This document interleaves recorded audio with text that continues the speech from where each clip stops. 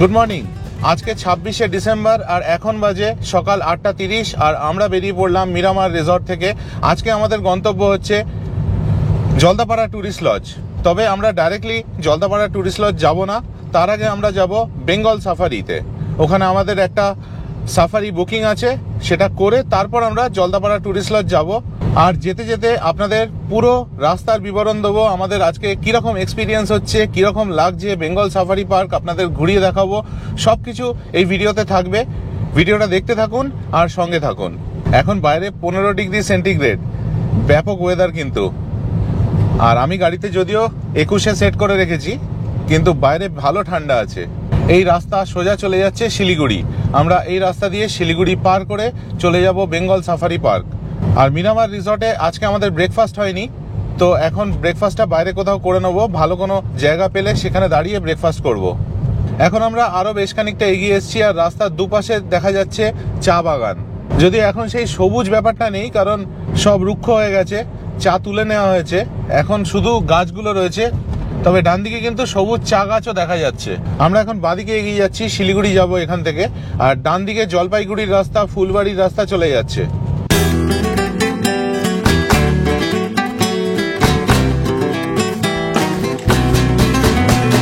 এখন বাজে 9:23 আর আমরা এখন পার হচ্ছি মহানন্দা ব্রিজ। শিলিগুড়ির ভেতর দিয়ে যাচ্ছি, প্রচন্ড ট্রাফিক। মানে এতক্ষণ যে হাইওয়ে ড্রাইভিংটা এনজয় করছিলাম, এখন সেটা পুরোপুরি চলে গেছে। আবার হাইওয়ে কানেক্ট করব যখন, সেবক রোডে যখন উঠবো, তখন আবার সেই আনন্দটা পাবো। এখন বাজে 9:42 আর আমরা এসে পৌঁছে গেছি এখন সালুগাড়াতে। এখানে লাড্ডু গোপাল বলে একটা রেস্টুরেন্ট আছে, ওখানে ব্রেকফাস্টটা করব।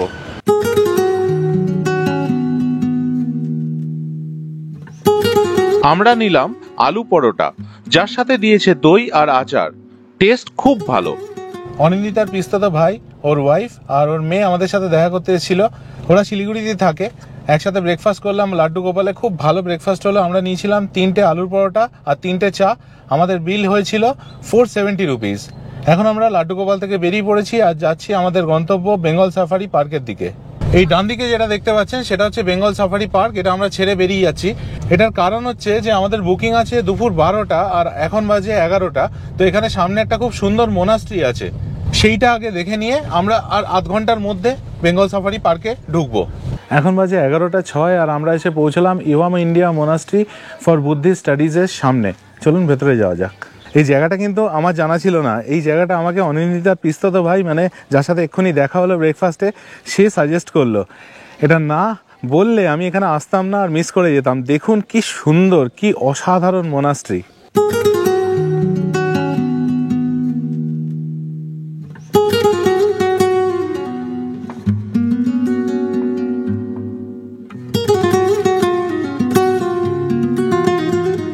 এই বেঙ্গল সাফারি পার্কে এলে এখান থেকে জাস্ট 2-2.5 কিলোমিটার দূরে হচ্ছে এই মোনাস্ট্রি।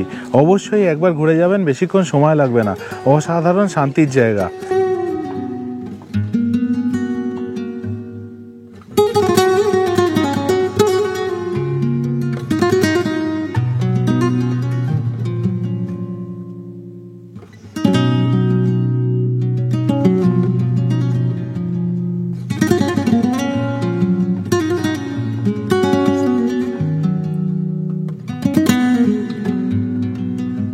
এখন আমাদের মোনাস্ট্রি দেখা হয়ে গেছে, এখন আমরা বেরিয়ে যাব এখান থেকে।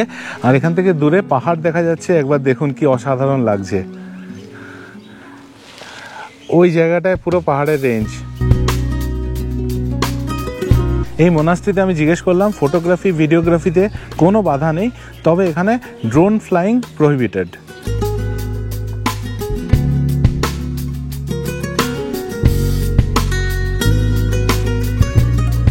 এখন বাজে 11:30 আর আমরা এবার বেরিয়ে পড়ছি বেঙ্গল সাফারি পার্কে যাওয়ার জন্য। এখান থেকে একটুখানি, ওখানে আমাদের 12টার থেকে সাফারি বুক করা আছে। বেঙ্গল সাফারি পার্কের পার্কিংয়ে আমরা ঢুকে পড়েছি। এখানে গাড়ি পার্কিংয়ের জন্য 4 হুইলারের জন্য নিল 50 টাকা। এইখানে গাড়ি পার্কিংয়ের সুন্দর ব্যবস্থা রয়েছে। এরকম বড় বড় গাছের নিচে গাড়ি রাখবো আর তারপরে আমাদের সাফারির জন্য এগিয়ে যাব। সাফারির বুকিং আমরা আগে অনলাইনে করে নিয়েছিলাম। এরকম সুন্দর সবুজে ঘেরা পার্কিংয়ে গাড়ি রেখে আমরা এগিয়ে চললাম বেঙ্গল সাফারি পার্কের গেটের দিকে। আমরা এখন বেঙ্গল সাফারি পার্কে ঢুকে পড়েছি। এখানে টিকিট হচ্ছে 50 টাকা পার হেড। এটা আমরা অনলাইন কেটে নিয়েছিলাম। এখানে জাস্ট একটাই টিকিট কাটলাম, সেটা হচ্ছে ক্যামেরা পার পিস 100 টাকা। তো আমার গোপ্রোর জন্য 100 টাকা নিল। আর সাফারি এখানে বিভিন্ন ধরনের হয়, সেগুলো আমি লিঙ্ক দিয়ে দেবো ডেসক্রিপশন বক্সে। সেখানে আপনারা সেখান থেকে বুকিংও করতে পারবেন, প্লাস সাফারির কী ধরনের হয় সেগুলো দেখতে পারবেন, ডিটেলসগুলো। আমরা যে সাফারিটা নিয়েছি সেটায় 4টে অ্যানিমাল দেখাবে, লেপার্ড, ডিয়ার, টাইগার আর ভাল্লুক। আর আমরা টিকিট কেটেছি 400 টাকা সাফারিতে। অনলাইন বুকিং করার পর যে রিসিপ্টটা পেয়েছিলাম সেটা আমরা টিকিট কাউন্টারে দেখাতে ওরা বাস নাম্বারটা অ্যাসাইন করে দিয়েছিল। আর ভেতরে ঢুকে এসে একটা অফিস মতো আছে, ওখানে গিয়ে রিসিপ্টটা যখন দেখালাম ওরা সিট নাম্বারগুলো এই বাসের মধ্যে অ্যাসাইন করে দিল। এইটা হচ্ছে আমাদের বাস যেটা আজকে আমাদের সাফারিতে নিয়ে যাবে।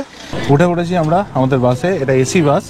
আর আমাদের সিট নাম্বার হচ্ছে 18, 19, 20, 21। ঠিক 12টা বাজে আর আমাদের বাস রওনা হয়ে গেল। এক্সাইটেড ভীষণ। ওদিকে দুই ভাই একসাথে বসেছে, দুজনেই ছবি তুলতে ব্যস্ত। এই আমরা ঢুকে গেলাম হার্বিভোর সাফারি, হরিণ দেখতে। সামনে কতগুলো হরিণ দাঁড়িয়ে, একদম সামনে দাঁড়িয়ে।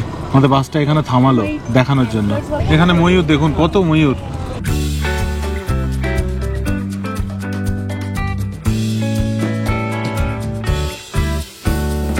এবার আমরা হার্বিভোরাস মানে হরিণের জায়গা থেকে বেরিয়ে ভাল্লুক দেখতে যাচ্ছি। এই সামনে ঢুকে যাচ্ছি ভাল্লুকের জায়গায়। ওই যে সামনে বসে রয়েছে, আমি একবার জুম করে দেখানোর চেষ্টা করি। এবার আমরা দেখুন লেপার্ড দেখতে ঢুকছি, একদম সামনে বসে রয়েছে লেপার্ড। একটা লেপার্ডকে খাঁচার মধ্যে পাইচারি করতেও দেখলাম আমরা। এবার আমরা ঢুকছি টাইগার সাফারিতে। এরপরে দেখা হয়ে গেল এনার সাথে, নিজের মনে এক পাশে বসে রয়েছেন। আমাদের সাফারি এখন কমপ্লিট হয়ে গেল। টাইম ছিল 12টা থেকে 1টা, কিন্তু এখানে আমাদের 12:45-এ নামিয়ে দিল। গোগল টিনটিনের পেয়েছিল খিদে, তাই এখানে একটা স্টল দেখে সামান্য কিছু খেয়ে নিল দুই ভাই। এখান থেকে আমরা ছোটোখাটো কয়েকটা খাবার কিনে খেয়ে নিলাম। আমরা কিনেছিলাম 2টো ডোনাট, একটা প্যাটিস আর একটা বার্গার, তার সাথে একটা আইসক্রিম আর অনিন্দিতার জন্য একটা চা। বেঙ্গল সাফারি পার্ক আমাদের খুব ভালো লাগলো। এবারেই আমরা প্রথমবার এলাম এখানে। তবে একটা কথা বলতে পারি, এই সব বন্যপ্রাণীরা আসল জঙ্গলে থাকলেই সব থেকে বেশি ভালো লাগে। এখানে যদিও তারা অনেকটা বড় জায়গায় আছে, তাও সেটা তাদের জন্য একটা বিরাট বড় খাঁচাই। বেঙ্গল সাফারি পার্কে আমাদের দেখা হয়ে গেল। এবার এদিক থেকে পার্কিংয়ে আমাদের গাড়ি নিয়ে আমরা বেরিয়ে যাব জলদাপাড়া ট্যুরিস্ট লজের দিকে। আর এখানে আরও কিছু অ্যানিমালস আছে যেগুলো খাঁচার মধ্যে আছে, ভেতরে দেখার জায়গা আছে, কিন্তু আজকে আমরা সেগুলো দেখলাম না। তবে এটা খুব সুন্দর জায়গা, আপনারা যখন এখানে আসবেন সময় নিয়ে আসবেন। সাফারি তো করবেনই, তাছাড়াও এখানে আর যেসব বন্যপ্রাণী আছে সেগুলো দেখে যাবেন। বেঙ্গল সাফারি পার্ক থেকে আমরা বেরিয়ে পড়লাম। এবার আমরা যাচ্ছি সেবকের দিকে।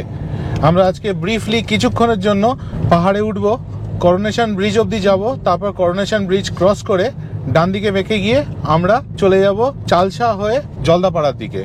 আমরা এবার জঙ্গলের মধ্যে দিয়ে যাচ্ছি, দুপাশে জঙ্গল আর মাঝখানে এই রাস্তা। কি অসাধারণ লাগছে দেখুন। যতবার এখান দিয়ে আসি, হয় পাহাড়ে উঠি নয় পাহাড় থেকে নামি, তখন এখান দিয়ে পার হই আর অসাধারণ লাগে। এবারে ট্রিপে আমাদের যদিও পাহাড়ে যাওয়া হচ্ছে না, কিন্তু খানিকক্ষণের জন্য আমরা পাহাড়ে উঠবো। যদি আমরা বেঙ্গল সাফারিতে না আসতাম তাহলে কিন্তু এই রাস্তা দিয়ে আসতাম না, তখন আর পাহাড় দেখাই হতো না আমাদের। বেঙ্গল সাফারি করলাম এবং এখন ম্যাপে যেই সেট করলাম আমাকে চালসা দিয়ে রাস্তাটা দেখালো করোনেশন ব্রিজ ক্রস করে, ওই জন্য একটুখানি হলেও আমাদের পাহাড়ের দর্শন পাবো। সেবকের রেল লাইন ক্রস করে এবার আমরা আস্তে আস্তে পাহাড়ের ওপর উঠছি। যদিও আমাদের এই আনন্দ কিছুক্ষণের, কারণ একটু পরেই আমরা করোনেশন ব্রিজ ক্রস করে তিস্তার ওপারে গিয়ে আবার নামতে শুরু করে দেবো, কিন্তু তবু একটা ফ্লেভার পেলাম পাহাড়ে ওঠার। পাহাড়ে সত্যি একবার গাড়ি নিয়ে এলেই যা মনে আনন্দ হয় কি বলবো, অসাধারণ লাগে। সবকিছুর থেকে বেশি পাহাড়ই আমাকে টানে। সমুদ্রে যেতেও ভালো লাগে, মরুভূমিতে যেতেও ভালো লাগে, জঙ্গলও ভালো লাগে, সবই ভালো লাগে, কিন্তু পাহাড়ের আলাদা একটা গুরুত্ব আছে আমার লাইফে। এখন বাজে 1:56 আর আমরা ক্রস করে যাচ্ছি সেবক কালী মন্দির। আর কিছুক্ষণ পরেই সামনে পড়বে করোনেশন ব্রিজ। পৌঁছে গেছি আমরা করোনেশন ব্রিজে এবং তিস্তা নদী ক্রস করে বেরিয়ে যাচ্ছি। এই হচ্ছে অসাধারণ তিস্তা নদী। এবার তিস্তা পার করে আমরা ডান দিকে চলে এলাম। এবার এগিয়ে চলেছি আমরা মংপং এর দিকে। মংপং ক্রস করে আমরা চলে যাব চালসার দিকে।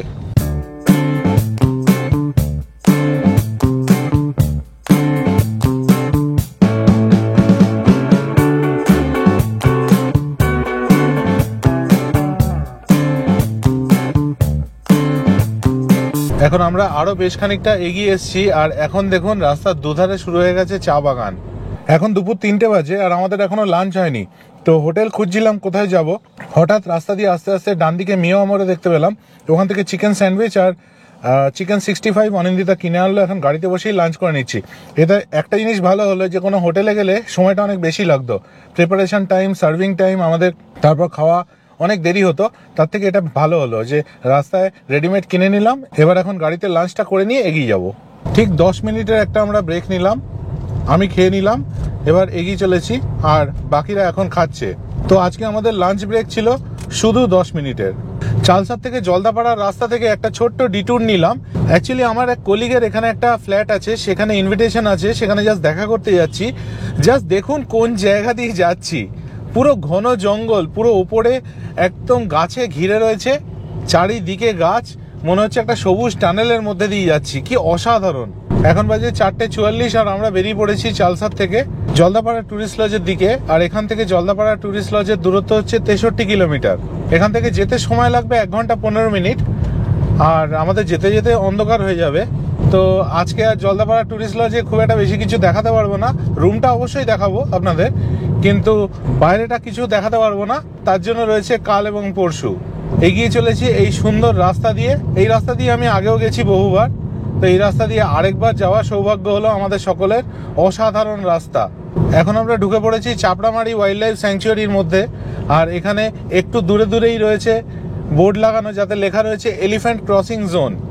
কিন্তু আমাদের সামনে এলিফ্যান্ট আসবে না, এইটুকুনি আমি শিওর পুরো, কারণ আজ পর্যন্ত এত ফরেস্টের মধ্যে দিয়ে গেছি, এই বোর্ডই শুধু দেখেছি। কোনো কালে আমাদের সামনে দিয়ে কোনো এলিফ্যান্ট ক্রস হয়েছে এরকম আমরা দেখতে পাইনি, এতটাই কপাল আমাদের খারাপ। আর এটা হচ্ছে ন্যাশনাল হাইওয়ে 31C, যেটার উপর দিয়ে এখন আমরা যাচ্ছি।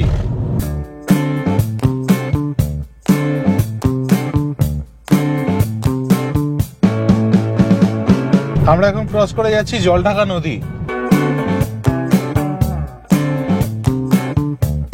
বেশ খানিকটা চলে এসেছি, আরো খানিকটা যেতে হবে জলদাপাড়া টুরিস্ট লজ পৌঁছানোর জন্য।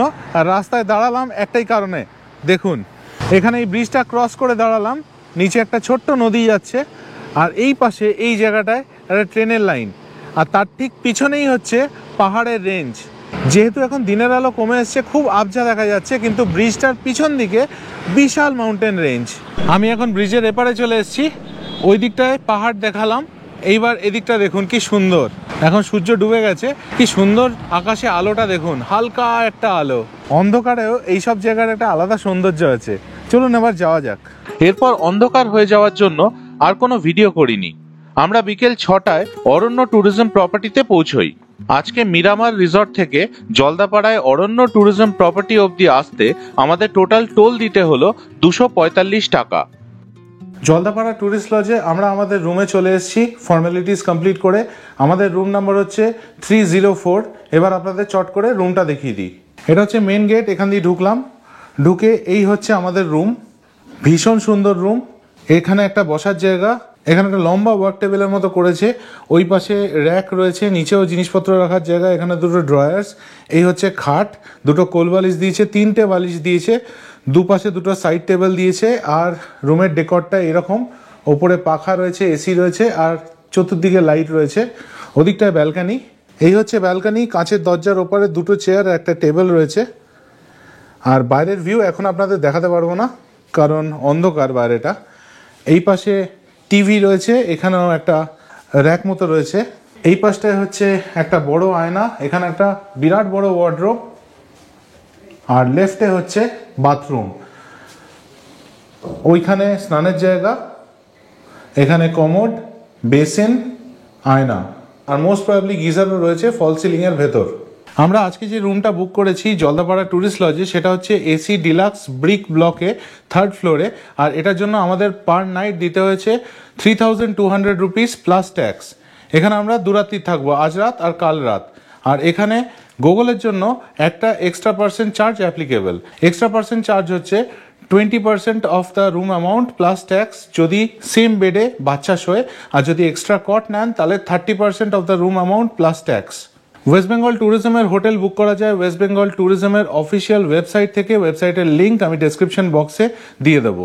আজকে এই দুটো কমপ্লিমেন্টারি জলের বোতল আমাদের দেওয়া হয়েছে, আর যেহেতু গুগলের জন্য এক্সট্রা পার্সেন্ট চার্জ অ্যাপ্লিকেবল, ওর জন্য একটা জলের বোতল পেয়েছি আমরা। আর এখানে এরকম ওয়েলকাম কিট দিয়েছে, যার মধ্যে আছে শেভিং কিট, একটা চিরুনি, টুথপেস্ট, দুটো সাবান, দুটো টুথব্রাশ, শাওয়ার জেল, আর এখানে দিয়েছে শ্যাম্পু আর বডি লোশন। এটাও দিয়েছে দুজনের জন্য, কিন্তু এক্সট্রা পার্সেন্ট অ্যাপ্লিকেবল বলে গুগলের জন্য পরে একটা দিয়ে গেছে।